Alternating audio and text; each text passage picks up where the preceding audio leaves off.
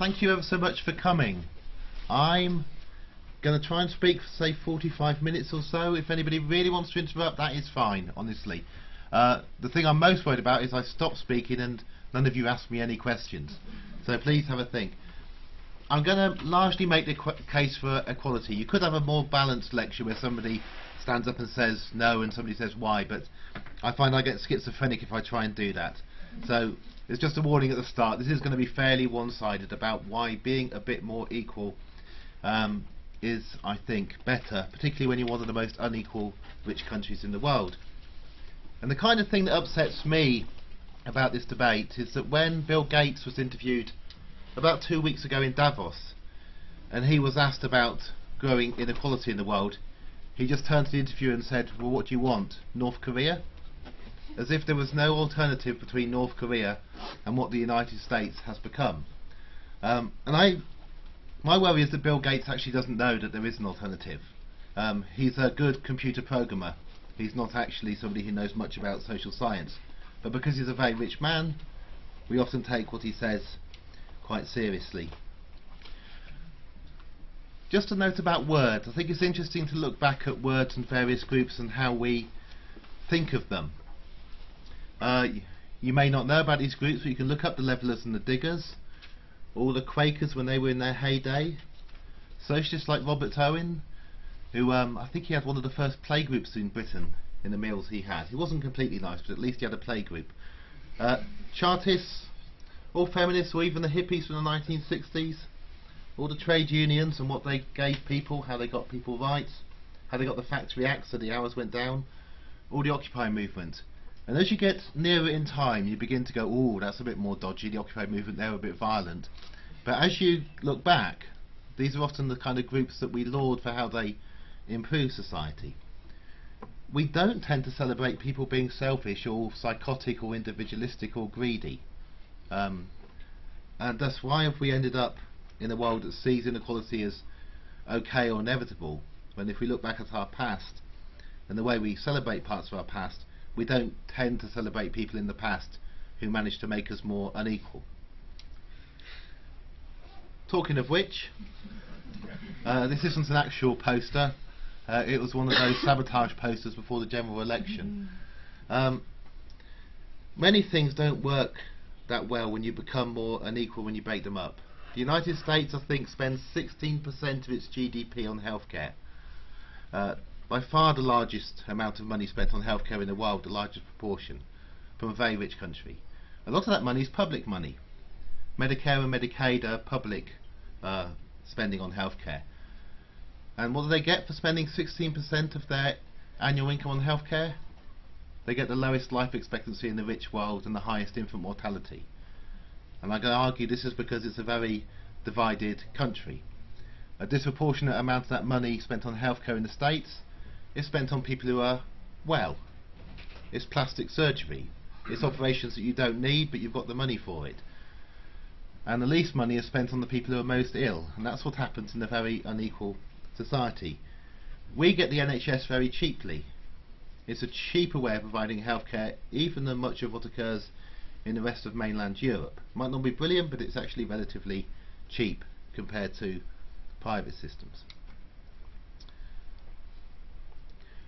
We're beginning to see dissent rising again.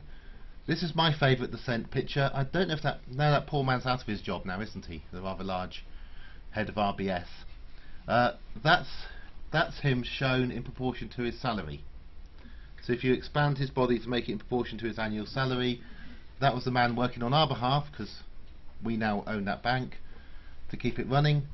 And there you've got a hospital consultant drawn to scale, and you can go all the way down if you've got good eyesight and see the others. But that kind of poster and the poster before are produced because people are not happy with the kind of things that are going on. It was more subtle in the past. In the bottom left you can see a very famous photo which was published I think in 1937, and it's of the annual Harrow-Eton cricket match. And what's interesting about the photo is that the three working class boys there are looking a bit cheeky and the two upper class boys are looking a bit nervous. And it was an equivalent picture to what we're more brash about today. It was a sign that things were changing, that society was changing. I first produced these slides for the Royal Statistical Society, so I'm afraid you're going to get quite a few graphs and so on, but I'm going to skip over the detail of a lot of them. The Royal Statistical Society got its first charter from Queen Victoria, and this is what its job was to do. To look at the conditions and the prospects for society and what was happening to people and the moral relations in society. About a couple of decades ago they took that out of their charter, which I thought was a bit sad. But we can look at a whole kind of history of change in Britain and people being concerned about things which are not just about numbers but about how we ought to get on with each other. Here's a picture of probably the most famous economist Britain's ever had, John Maynard Keynes, who helped us get out of the last great financial crash we had. But what his friend, who was a banker, Oswald Falk, said is that what Keynes really did was to codify the moral feelings of the age in the 1920s and particularly 1930s. And I'm going to argue with you in a way that we're back there. If you look at the last big financial crash and the last time we were most unequal, members of the establishment, members of the upper class, joined with many other people to say this isn't right, it's wrong, we need to change the way we are. My favourite example of this is Beveridge, William Beveridge. He was a fairly right-wing eugenicist as a young man. He wrote a book just about 100 years ago about how you ought to treat women to keep them in their place and to produce 4 children for the good of the race. You know which race he meant.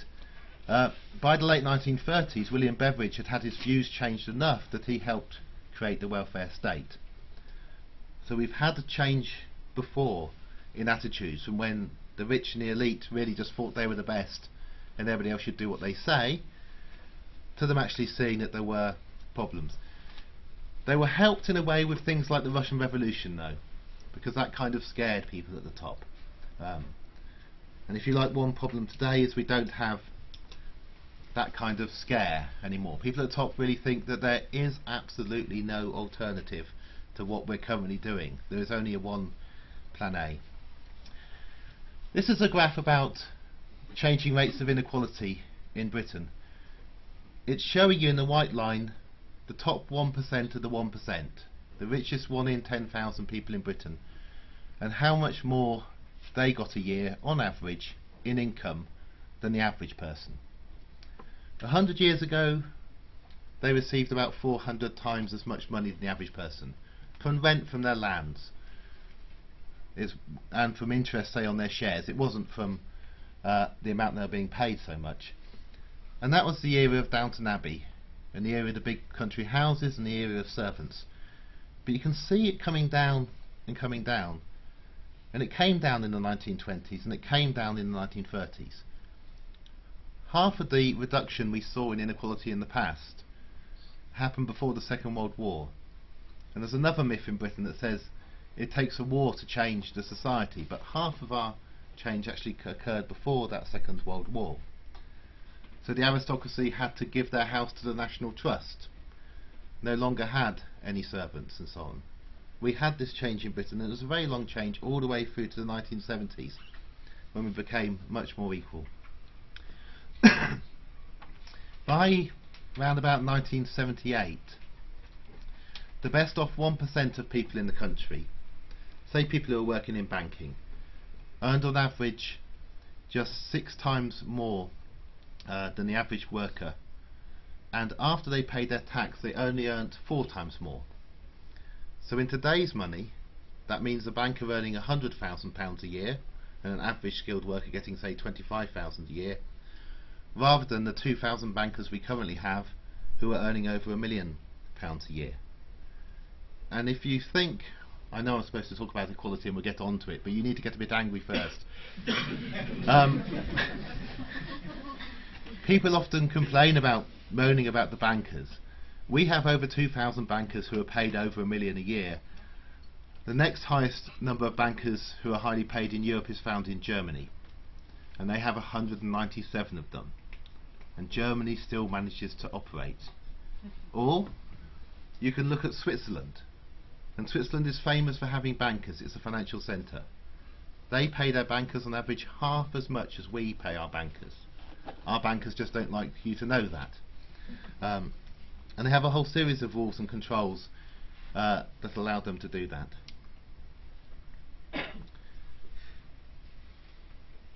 People get used to inequality. They get used to living in an unequal society.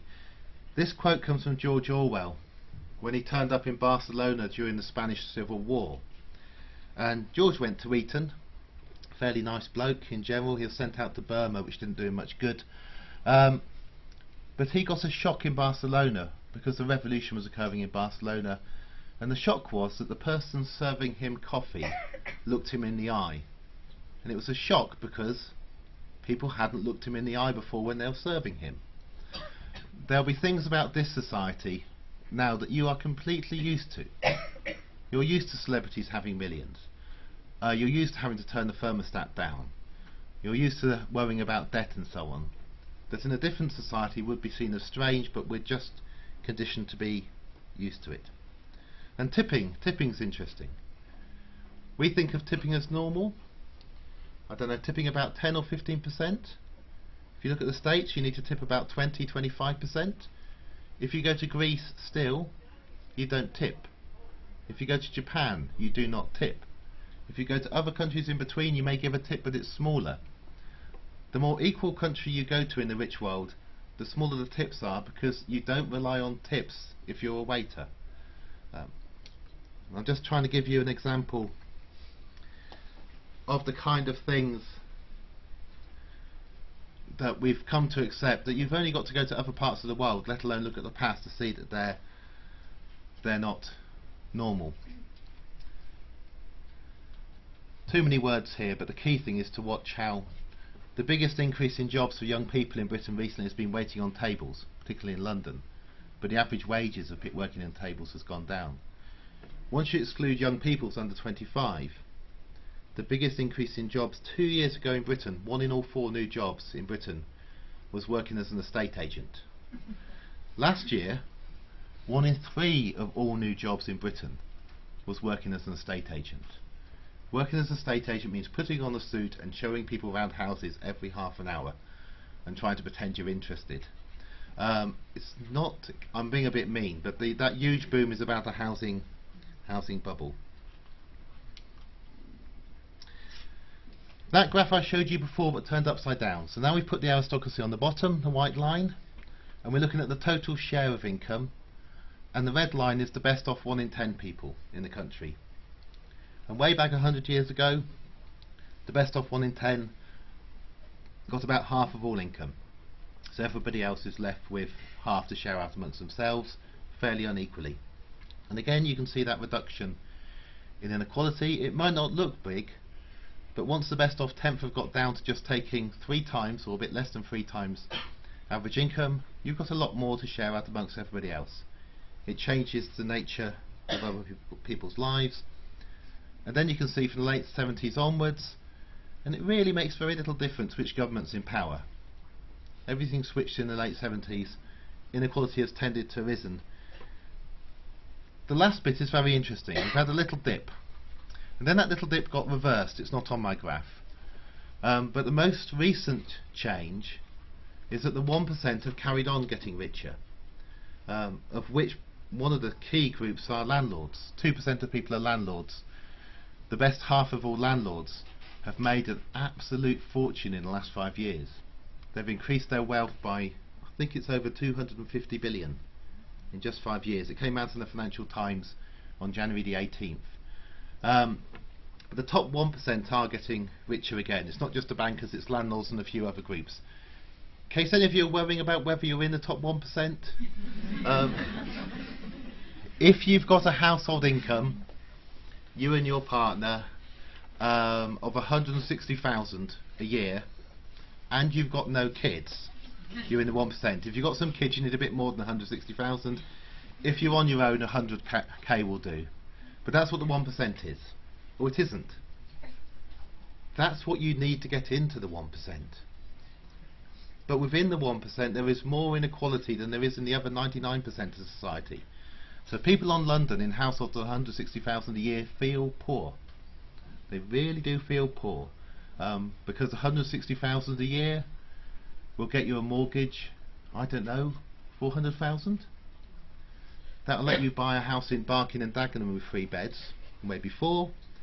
But for half of London, you won't be able to get a 3-bed house. Kensington and Chelsea is now $1 million for the entire borough. Westminster's gone. So if you're trying to understand how the 1% behave, you've got to begin to see things from their point of view. This is a graph for the USA, and it's similar. The most remarkable things happened recently. In the USA, the top 1% take 20% of all income, leaving just 80% to the rest. But the important thing about the USA is that they gained almost all their equality during the Second World War. And that's where that myth for us about it takes a war come from. It took a war in the States, but it didn't take a war for us. We actually began it earlier. And they've reached a much higher level of inequality than we have. And you may have heard under Obama, and this is Obama trying to reduce this, saying it's his #1 priority.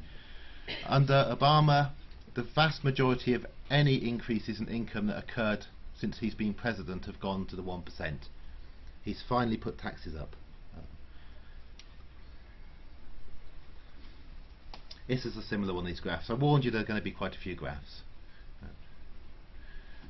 But it isn't general knowledge that this kind of thing occurred, that there was about 70 years in our recent history where in all the rich countries of the world people became more equal.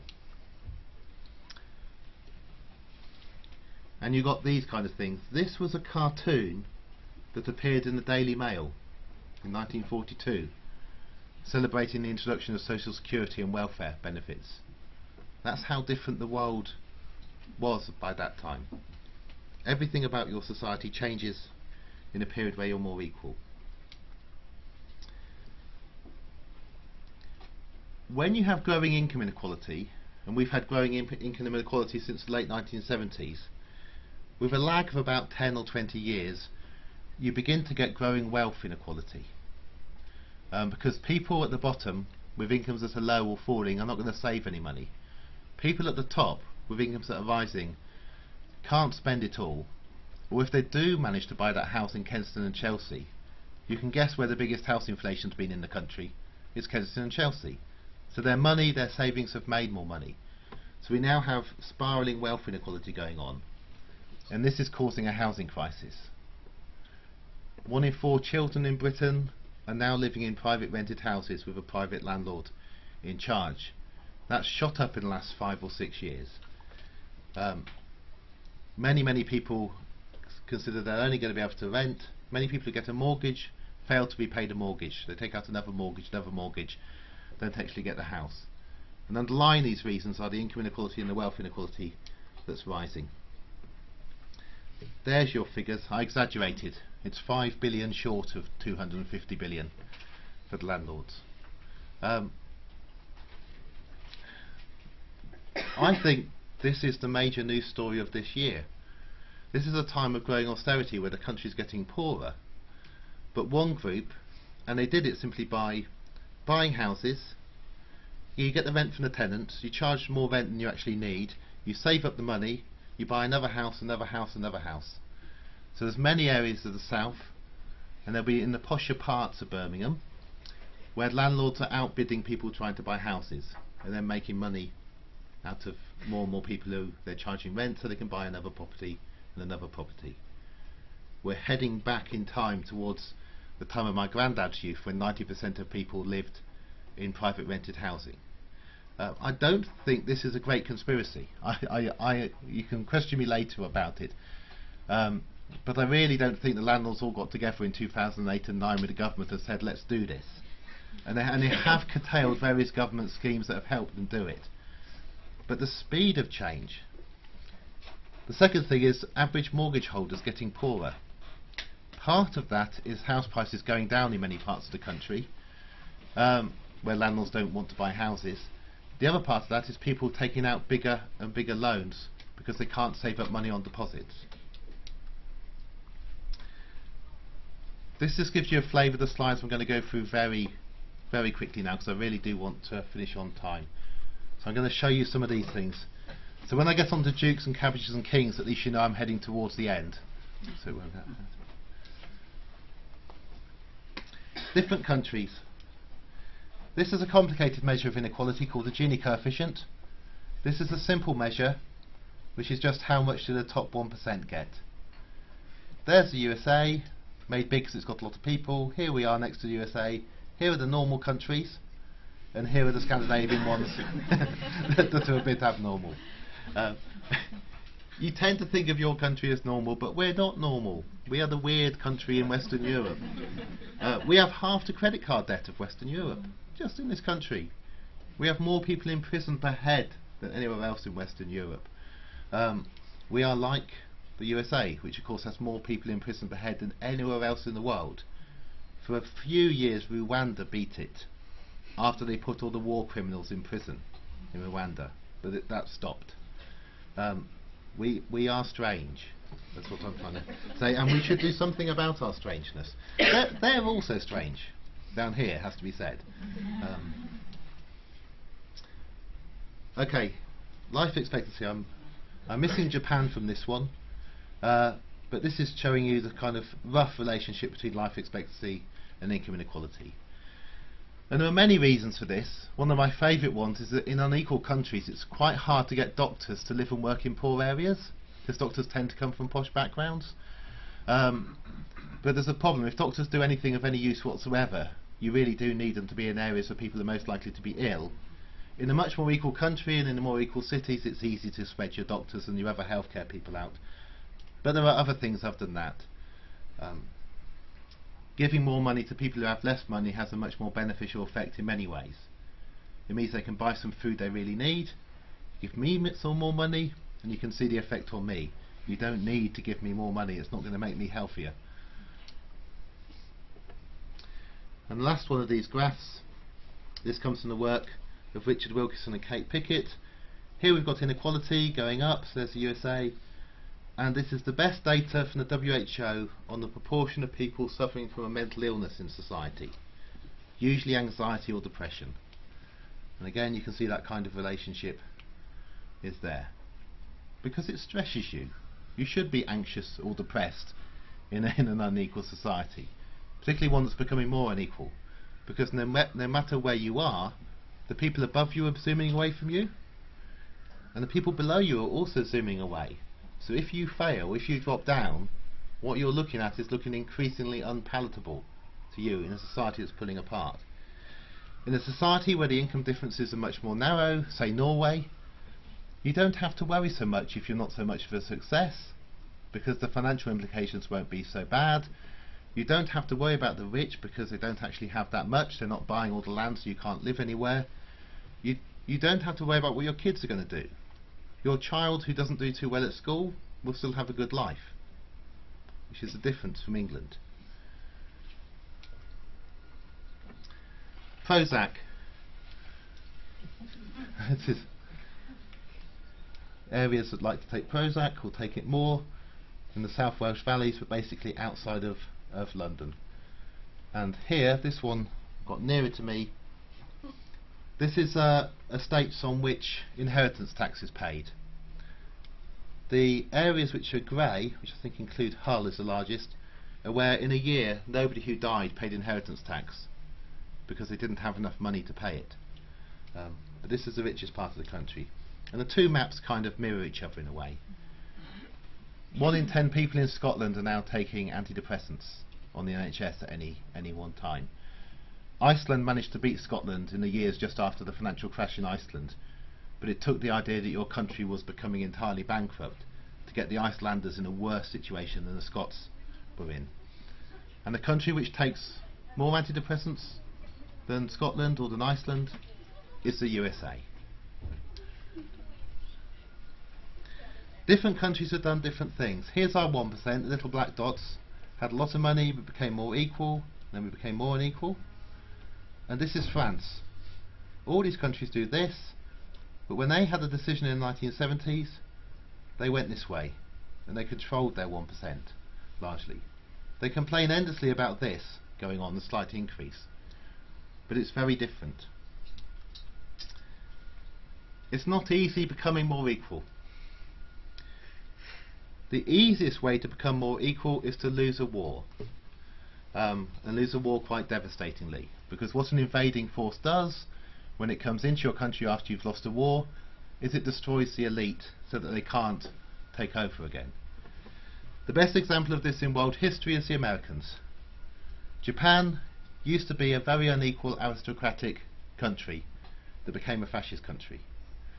When the Americans invaded, they took the land off all the people who owned land and they handed it out equally. The Americans weren't trying to create a natural experiment in what happens if you create a very equal country.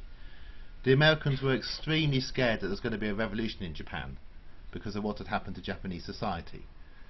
But what they got is a society that kept controlling its 1% largely, and now has a 90% middle class, has the lowest rate of homelessness in the rich world, 100 times lower per person than the States, but very visible in Japan. You do see it because the homeless have blue tents to make them really visible, but 100 times lower, and the highest life expectancy in the world. Back here, Japan had one of the lowest life expectancies of the rich world. It's not some physical thing about the Japanese or their diet or something else. It's the society that was created in Japan as an effect of what the Americans did. And sadly the Americans don't shout about it very much. A similar thing happened in Germany. That's the inequality increasing before Hitler. We went in. If you want to stop a capital city becoming as dominating as London, you put a wall along it, which is why Berlin's a fairly equal city now.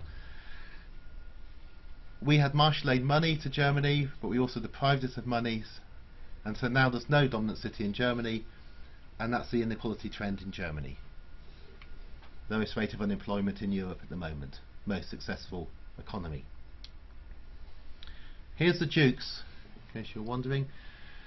The reason to put up the Dukes, although I'd love somebody to do research on Dukes, because they're dying out. They are absolutely useless at producing little Dukes, and their numbers have halved in the last 100 years. It's quite hard. The point of showing this is that one reason Britain's like it is because it hasn't been invaded, hasn't had a revolution for such a long time. It's not necessarily our fault, and you don't really want to wish on anybody what happens when that does happen to your country, but that's one of the reasons why. And often these families and others are related to the same families that William gave land to when he arrived 1,000 years ago. America's in a similar situation. No successful invasion for a very long time, and also being the world power. It's easier to have high inequality when you're one of the richest countries on the earth because you've got enough money so that the 1% can have so much and at least other people can eat. Two very different countries. They often tell you there's no alternative. We're all in a global race, we just have to go this way, it's inevitable, you need greater inequality to get more competition. If the 1% get richer, that's going to benefit everybody else, and it's happening everywhere, so stop complaining. This is Bill Gates' kind of argument of, you know, the alternative is North Korea. The ridiculous thing about Bill Gates saying this in Davos is he was sitting in the place that has reduced the wealth of its 1% down steadily over time. So in Switzerland and in the Netherlands. These aren't Sweden or Iceland or Norway. They have managed to control somehow the very rich, so that the very rich do not take anywhere near as much as they take in this country, and take less than their parents and less than their grandparents. The Dutch boss of Royal Dutch Shell, must be about 10 years ago, said if you paid me twice as much I wouldn't work any harder, and if you paid me half as much I wouldn't notice the difference. Not a single business leader in Britain ever says anything like that. We do things like sack Bob Diamond. We do things now like halve the salary of the man who runs the BBC. There's lots of things, if you want to be positive, that are quietly changing. But as yet, no member of the CEOs of the FTSE 100 has just come up and said anything as obvious as that. This is a quote from Patrick Dunleavy, who's a political scientist done way back when student loans came in, and I'd just like to put it up. Patrick Dunleavy is hardly a particularly radical social scientist, but it's just about the way you could get the loans coming into this country and not into others. The highest student loans in the world are in the United States, the next highest are in our country. What happens in much of the rest of Europe? You still have higher education that is often largely free, or you pay a tiny amount of money. That's all connected. Got you some graphs on cuts. This data comes from the International Monetary Fund. The International Monetary Fund are not a radical organisation who are trying to promote world revolution. Right? The International Monetary Fund are, if you like, the kind of bankers' organisation of the world. And this is showing actual public expenditure in this country as a proportion of GDP. So under New Labour it was around about 40%, and then it shoots up with the banking bailout. That was the money you needed to stop the banks completely folding. And then you've got George Osborne's plans to reduce it, which he's managing to stick largely to at the moment. It's the amount of GDP we spend on our society. It's roughly equivalent to the amount we tax. So you're familiar with that kind of pattern. You get told that this is what's happened everywhere, and the dot to keep your eye on is the very last dot about where we are heading. This is the United States. United States, traditionally an even lower taxing country, even lower public expenditure. You have to take responsibility for yourself, so you don't have a national health service, so it's cheaper from the government's point of view to run the United States. But if you look at the end, the United States is about to cross over. It's about to spend more money on public services than we are. That's where we're choosing to head. Let's put in Greece. Complete basket case of Greece. Okay, the Greeks were paying a bit more before, 45% on public sector, but as you'll see that wasn't enormous. Again, they had to spend a lot of money on the bailout. Everybody has to spend a lot of money on the bailout, but their cuts are not as big as our cuts, and that's Greece. Sticking in Germany and Slovenia for some reason, I'm not sure why, but the point is that our dot's still at the bottom. Let's put in Spain. Ireland. We don't like talking about Ireland in Britain and what's happened in Ireland, because in Ireland the house prices have halved. So that's the most remarkable bailout that's occurred. They guaranteed the entire bank deposits of every bank, and it's really near to home. That's part of the reason we don't talk about it. But they're still planning, even after all the cuts in Ireland, to spend more government money on public services than we are, and you can begin to see where it's going now. We just stay at the bottom. I'm not sure, I can't see from here if we've got Denmark up yet. Has Denmark appeared yet? No, you can guess where Denmark's. Have we got it now?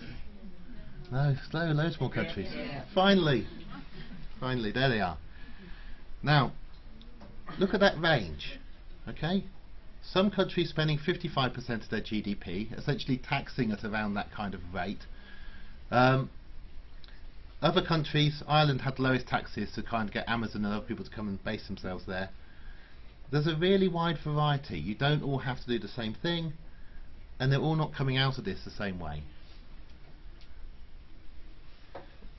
This is the league table of international inequality for the 25 richest countries. Singapore is a very interesting little country that's the most unequal, then the USA. Portugal no longer is in that position, so we're now gone up to third. We're more unequal than Israel. And the most equal countries: Germany, Sweden, Norway, Finland and Japan. And Japan's the most interesting of the most equal countries. Same thing, just shown another way.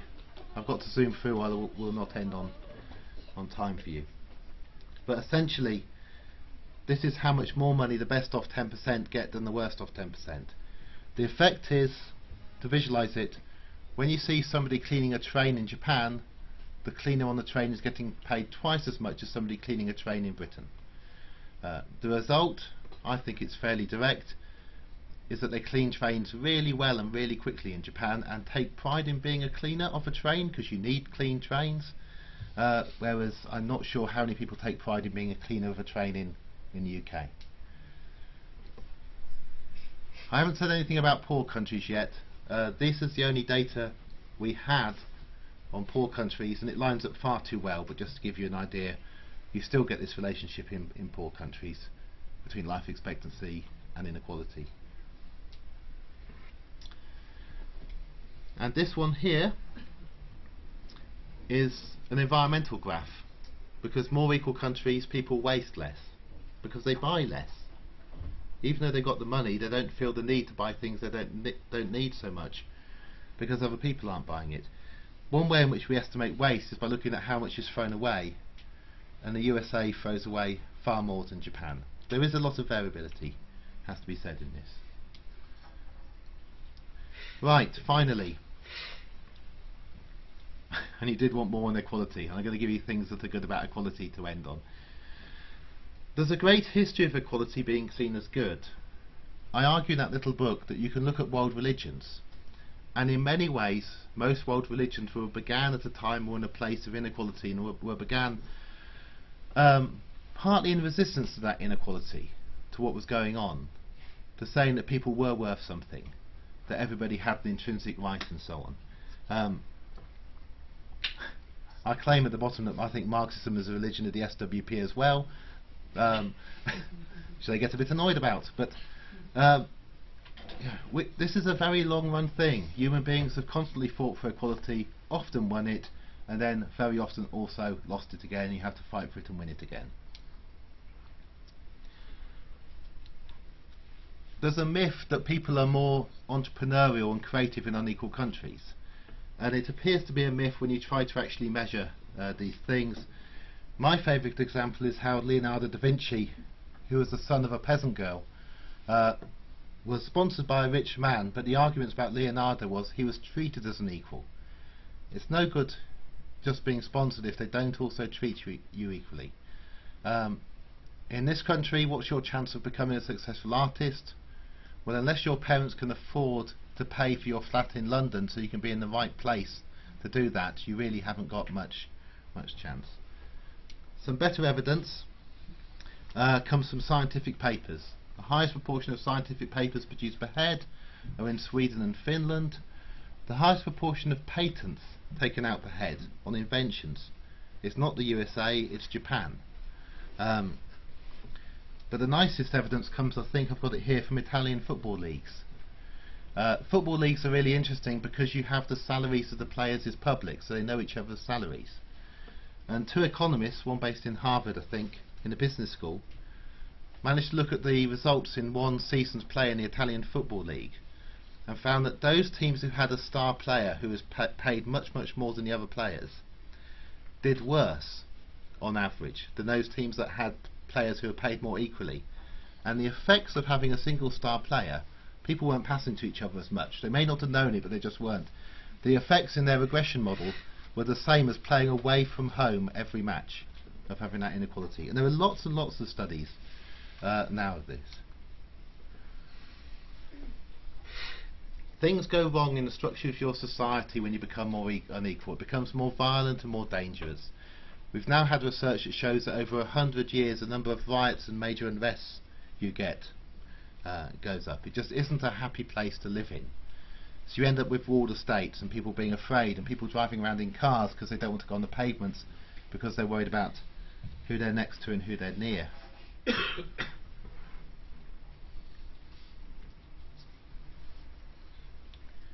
Many countries in the world are actually seeing equality growing at the moment. We tend to concentrate on where equality is falling, but in many countries it's growing.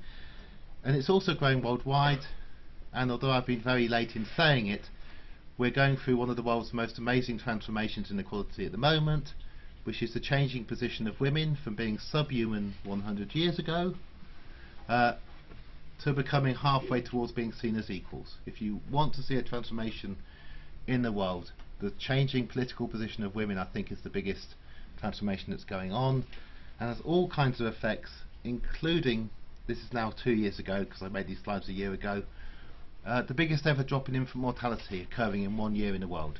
There are lots of good news stories out there, but how do we get less infant mortality? How do we get fewer babies dying? It's mainly women getting into a position where they can say if they don't want to have another baby, and also getting enough education to become more powerful as well.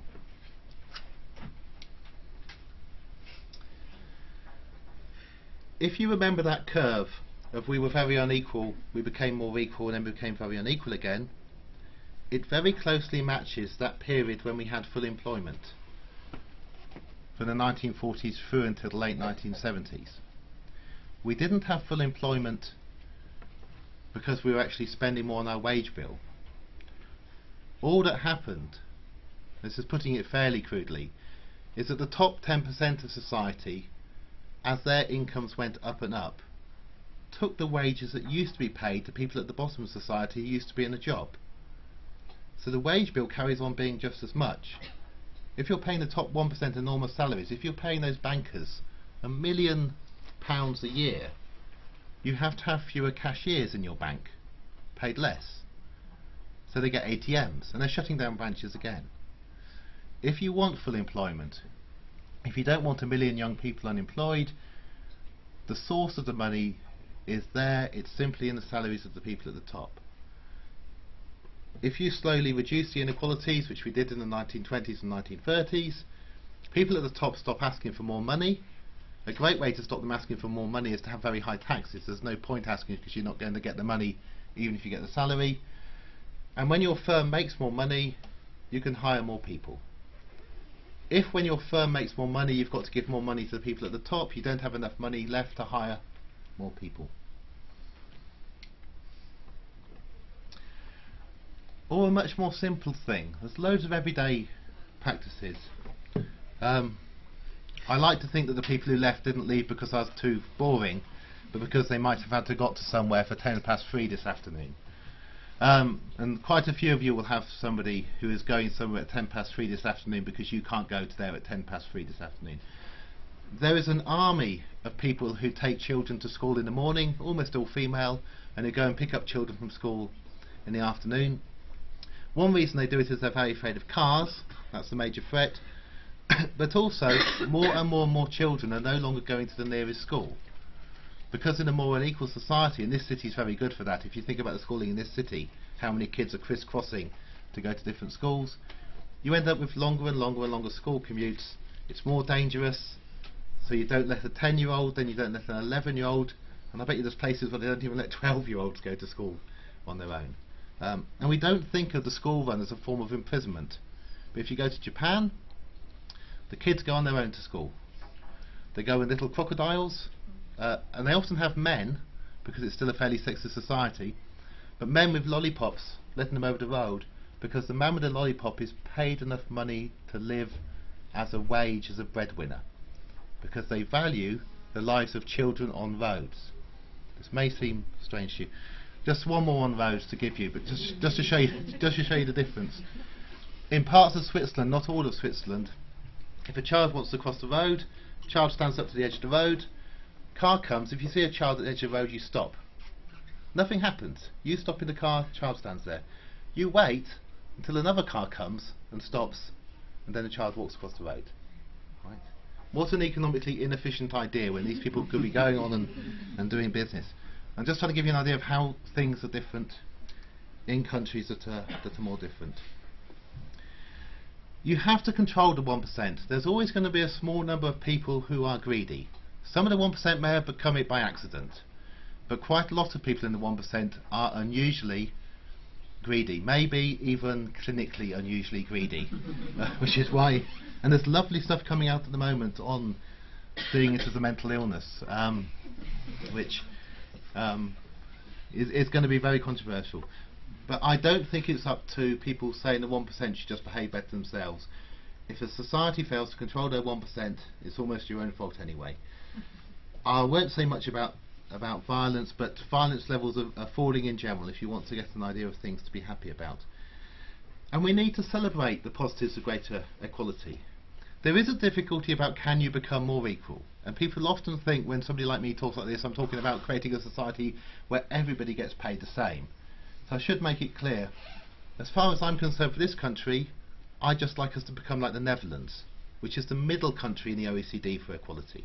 I think anything else is, you know, if you're the bottom child in class, having an aspiration to be the middle is kind of realistic, I think, and we are near the bottom child in class when it comes to equality. I've only got about 2 or 3 more minutes, so I should zoom on. But this is talking about the relationship between voting. This is the part of the country which saw the vote increase for the Conservative Party last time, the part that was doing okay. And because we become so unequal, they couldn't get enough votes to form a government, so they had to have a coalition. Inequality affects your politics.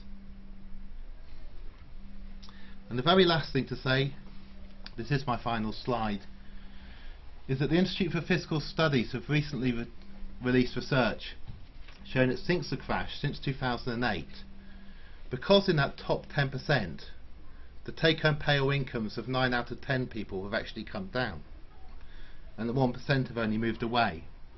99% of us have actually become more equal now. So our levels of inequality are back to what they were, I think, just under John Major, the very end of Margaret Thatcher. 99% of us are now doing worse. Just 1% are moving away. Private schools are having to shut down and reduce their numbers. In 4 out of the last 5 years, the involvement in private schools has dropped because they haven't got enough parents who can afford to pay the fees. The 1% can only roughly produce about 1% of all children, no matter how they try. Private schools cater for 7% of children. So you're beginning to see the effects of growing inequality at the top. What I don't know, to wrap up, what I can't tell, is what does it take for people to actually say they've had enough of this and to begin to do something about it? And the pessimist in me looks at the United States, where things got much worse much earlier, and they've carried on living with it. And eventually they elected Barack Obama, but he didn't manage to do that much about it. He has raised taxes finally. And eventually they elect a new mayor in New York, but we'll see. And the kind of nightmare scenario from my point of view of Britain is that this is what we'll do in Britain. We'll go for another 10 or 20 years of this before we do something about it, which is most of your adult lives. So maybe your grandchildren will live in a nicer world if we don't make it better. The positive side of things is to begin to look for many of those little messages you already see. You no longer see bankers filling champagne and buying bottles for £10,000 in nightclubs in London, at least not publicly. The sense of difference about making money, the sense of a bit of shame about becoming incredibly greedy, has altered greatly. There's a lovely comic Australian, Clive James, who wrote a bit too early, I think in 2008 or maybe January 2009, just after the crash had occurred, that conspicuous consumption and wealth was about to go out of fashion, rather like the codpiece had. Now it hasn't quite gone out of fashion, but if you can just think back those years, there is a change of mood. And that is similar to 1929, the early 1930s, 1933, 1936 that I began with. But then they did have that war, which meant they got to know each other because they were all fighting together, and bankrupt the country. So although we didn't lose the war, we were bankrupt. And that made it much, much easier to do things like introduce the National Health Service, because what on earth else were you going to do when we didn't have any money? Now at the moment, kind of hopefully we're not heading for a bankrupt. We are in a mood that says we don't want to put up with this. We do trust bankers now lower than politicians and journalists. But still lots of university students want to become bankers. They just don't tell their friends so much, they just quietly apply. Because what else can you do? So I have no idea where we're heading. From my point of view, I can see a better world going in one way, but there are a lot of forces moving against it. Please think of some questions and please tell me where I'm going wrong. Thank you very much.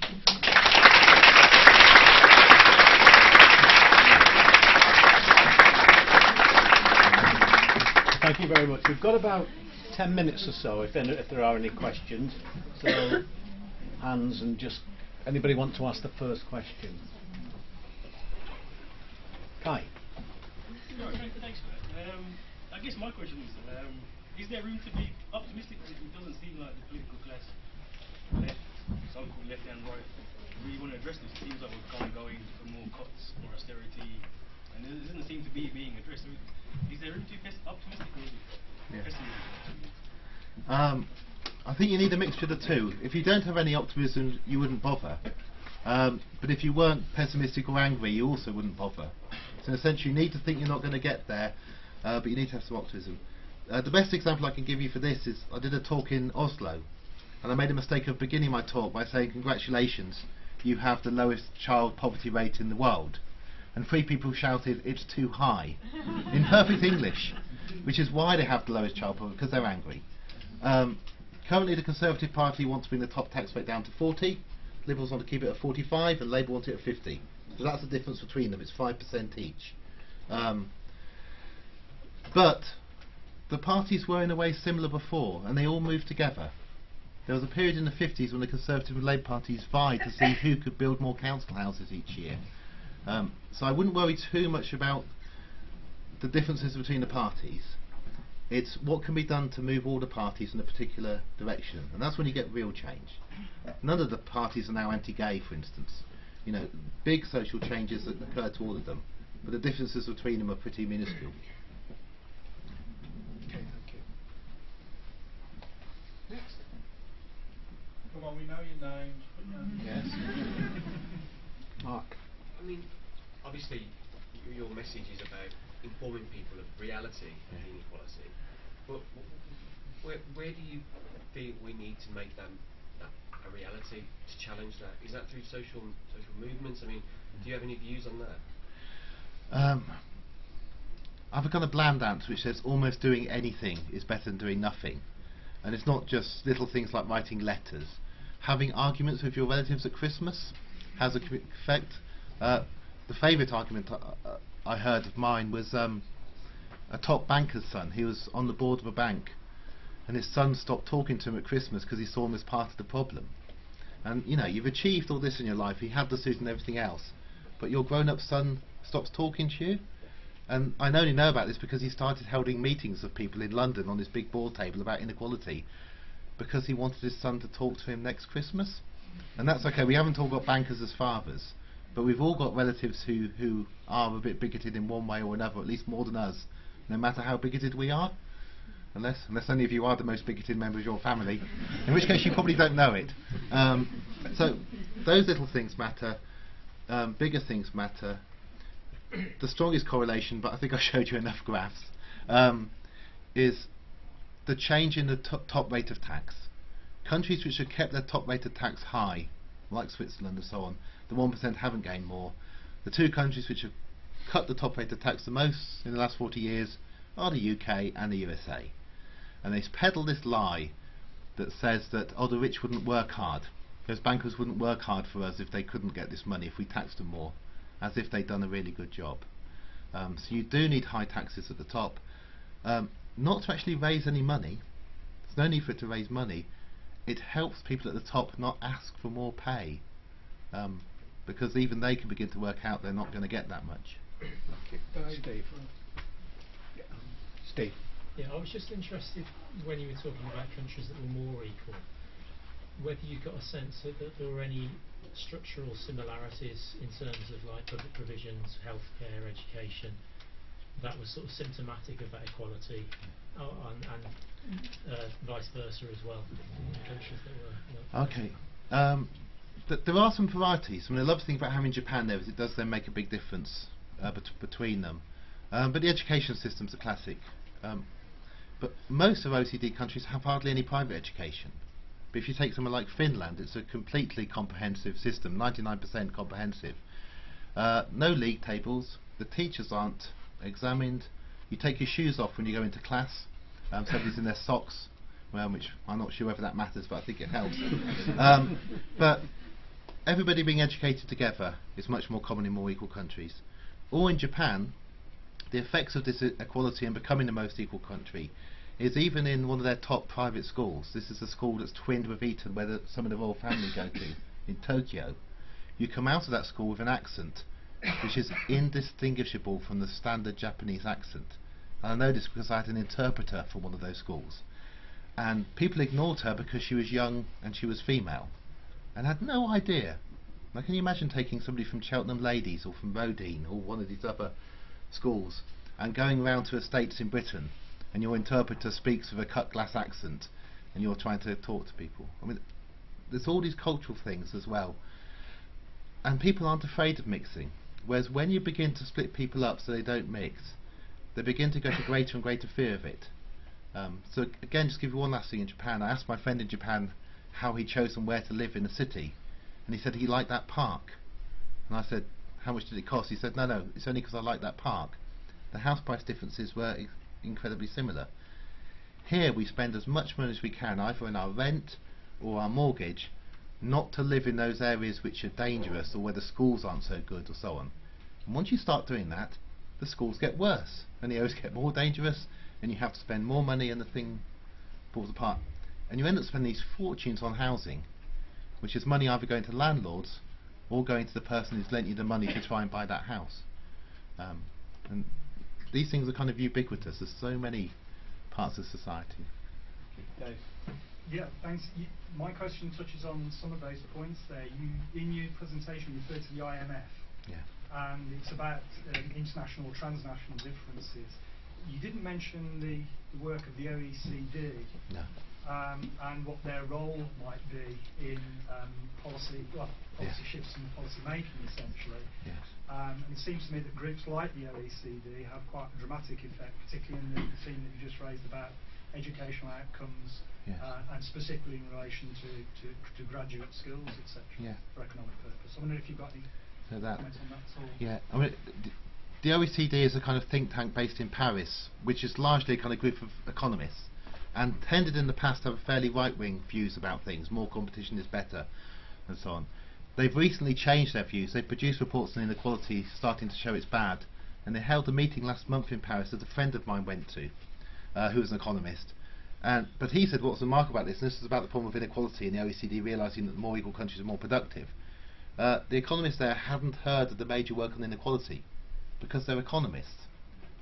Inequality is studied in sociology or in geography or in health. But economics traditionally, at least in the last half century in the world, has peddled a message that just says open competition and no constraints helps everybody. And you can't just take a subject where that's become dominant, have one mighty financial crash that shows you've got it wrong, and hope that they're all going to change their minds immediately. Because if you've been brought up and spent your life believing a particular religion, in this case the religion of the free market, you don't just change your religion when there's an almighty swap to it. You try and blame it on government. So they try to blame the financial crash on governments. But even the OECD are now beginning to shift this, partly because these graphs are just so obvious. It's taken a lot of not looking at the data and not looking at the facts to begin to realise. And the other thing, which I think is more interesting, is that there's a lot of theory that says that markets work really well when people are more equal. It began with work on prisoners of war in it was our prisoners in German prisoner of war camps. If you were a prisoner of war, you got a box from the Red Cross, and the box contained some chocolate, it contained some other things, and not everybody likes chocolate. So what the prisoners used to do is to swap the things in their boxes, and they got a pretty satisfactory distribution. You got what you wanted, but the prisoners were all equal. They all got one box. As you begin to become more unequal, the person who's got more can just buy what they feel like having, whether they want it or not. I think the classic is buying books because they look nice on your shelf, not because you actually want to read them. And the people at the bottom who've got less just haven't got any market power. So the OECD are beginning to work out that all their belief in markets doesn't work unless consumers are of roughly equal power, and then markets become very inefficient. The last example I give you is electricity consumption. We've got some lovely maps about how much electricity people use in the country. In the richest areas, people just use electricity. In London, they're using it so much the substations are breaking, because the electricity bill means nothing to you. It's tiny compared to your mortgage. Whereas in poorer areas, people are turning off any heaters. They're turning off beyond what you would want to turn off. You're not letting a child read a book at night because you're saving money for the light. Now that's ridiculous. We should be able to have children reading a book at night, and we shouldn't have people heating homes with windows open because it's not an issue because the bill for them is so tiny. So the market doesn't work if your consumers are too unequal, and the OECD are beginning to pick that up. Okay. Jane, and then last two of those then, I think. I thought it was interesting you started with Bill Gates, which that bonkers thing he said. I work in the charity sector, and I'm just wondering whether anybody's looked at whether there's any correlation between equality and inequality and the way in which charity markets itself, promotes itself. Because it feels to me like we, in an unequal society, we're asked to give to charity to make us feel better and to keep people in their place. I just wondered if you've looked at that. People have looked at charitable giving, and of course there's very high charitable giving in unequal countries, so the States has it massive, because social services relies on charity, whereas in very equal countries people don't give to charity because there's no need to. You provide everything. I've noticed a change of wording of charity, say in Britain, where charities which used to be campaigning now call themselves philanthropic, doing good, doing nice things for poor people. And the other thing you get actually in the States is they spend 20 times as much on charities for animals than for poor children, which is quite remarkable to get to. But you get this different language about philanthropy and looking after those people who are never going to be able to look after themselves because they don't have it in them. Two, in a more equal societal time, charities being much more proactive. I think the classic would be Oxfam starting in the 1960s, or when Kathy Came Home came out, of the woman dragging her kids around the streets. Shelter and Crisis at Christmas were both started within a year. But those more equal times, these were campaigning charities that wanted to get rid of something. Having said that, the food bank charity, the Trestle Trust, is it? Trestle Trust. They're interesting because they're getting on the edge of a campaigning in a very unequal time. So none of these things are hard and fast, but you have to be aware. Always remember, of all the celebrities in Britain, who was the one who gave the most to charity for the longest? It was Jimmy Savile. But I'll say nothing else to that. This will be our last question. Thank you. I have a question in the area of equality. The current government is in the process of talking about educational policy. Yes. And they are talking about bringing all private sectors, private education and state schools to an equal level where education is equally given. Yes. So giving the impression that you're bringing equality. Yes. Then you touched on the areas where people are shifting away into better areas because other safe areas are not really good for the children to be. And I've seen schools where children coming from all different backgrounds where high needs are not met. Yes. And those children are all crammed in certain schools. It's like international schools and all those where there are great needs for those children. And I'm thinking, looking at this policy coming in, if you're going to, it's a good idea to bring equality, but how is that going to happen when we've got such differences of children coming from different backgrounds, such different spectrum range of abilities and difficulties? How is that private education is going to be? How will it happen, or how? How's that going to happen? We are in a very, very weird situation. In that currently 25% of all the money that's spent on secondary schools in Britain goes on just 7% of children whose parents have got the money to pay.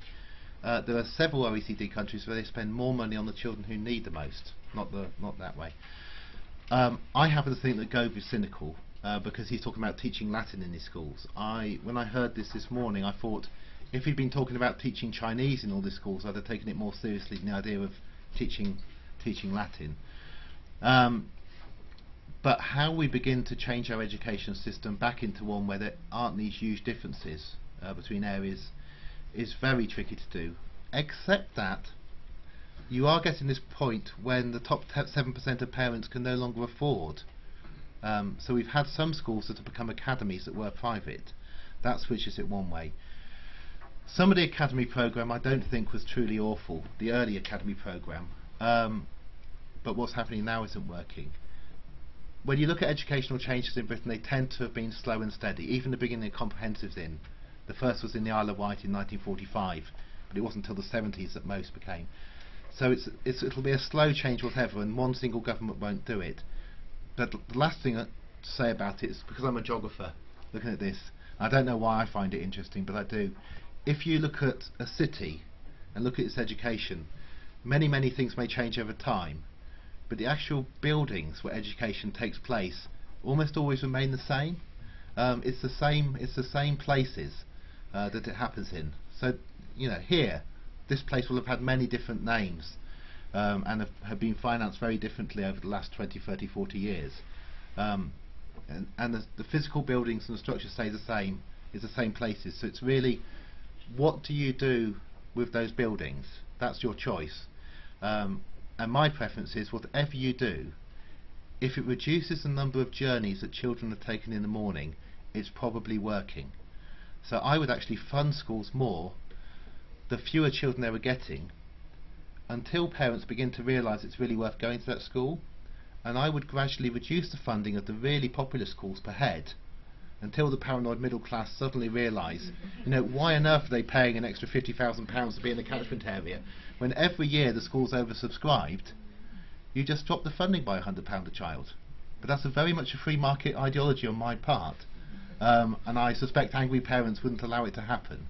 But we need to get children going to the nearest school again, partly because then when you want to go and see your friends are next door, and because you know, some of you are parents, some of you will be parents, you don't want to spend your young adulthood driving children to play dates. It's the most ridiculous and stupid thing to have emerged. Nobody ever drove me to a play date. I don't want to drive my kids to a play date. They shouldn't have to drive their children to play dates. Thank you very much. Thank you.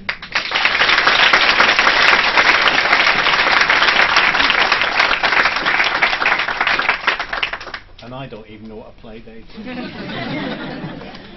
Danny, I wanted to say thank you, I'm sure, on behalf of everybody this afternoon. There's just a couple of things that have struck me during the course of